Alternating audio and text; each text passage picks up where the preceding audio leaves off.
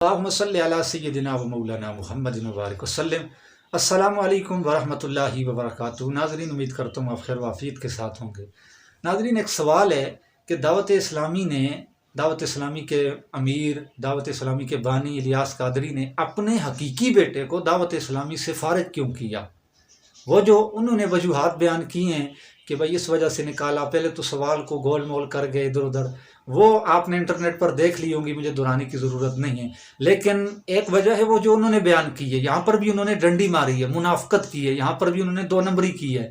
لیکن حقیقت میں آپ کو بتاتا ہوں، ہم تک جو حقیقت پہنچی ہے وہ آپ سنیں۔ اصل میں جب ممتاز قادری شہید رحمۃ اللہ علیہ کو پھانسی کی سزا سنائی گئی تھی، یا ان سے کورٹ کے اندر کچھ مختلف بیانات لیے گئے تھے، تو اس وقت ممتاز قادری نے یہ بیان دیا تھا کہ میں الیاس قادری کا مرید ہوں، ان کا مرید ہونے کا اس نے دعویٰ کیا تھا۔ تو پھر الیاس قادری سے پوچھا گیا کہ بھائی آپ تو کہتے ہیں بھائی ہم تو ماورائے عدالت قتل کو قتل ہی کہتے ہیں، یہ کوئی عشق رسول نہیں تھا، تو آپ کا بیٹا سگا جو ہے وہ جا کر ممتاز قادری کے مزار پہ حاضر ہوتا ہے، ننگے پاؤں جاتا ہے، تو یہ کیا وجہ ہے؟ وہاں پر رپورٹرز اور دیگر لوگ بھی موجود تھے، وہ حیران ہو گئے کہ ایک طرف الیاس قادری صاحب کہتے ہیں کہ بھائی میرا وہ مرید نہیں ہے، میں اس کو اون نہیں کرتا، اس کا دعوت اسلامی سے کوئی تعلق نہیں ہے، اس نے جو کیا ہے وہ قتل کیا ہے، وہ غلط کیا ہے، ہماری ایسی کوئی تربیت نہیں ہے۔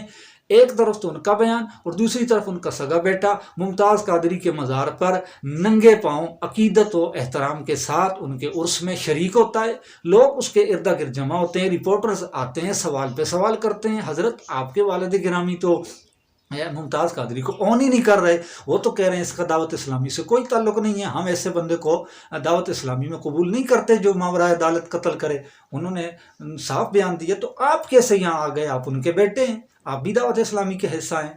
تو اس پر پھر ان کو شدید جو ہے نا اس پر رنج ہوا دعوت اسلامی کو، اس پر ان کو بڑی مشکلات کا سامنا کرنا پڑا، لوگوں سے منہ چھپانا پڑا، پھر بالآخر انہوں نے فیصلہ کیا کہ اس کو دعوت اسلامی سے ہی فارغ کر دیا جائے۔ تو حقیقت یہ تھی، اور حقیقت اصلیت یہ تھی جو میں نے آپ کے سامنے بیان کی ہے۔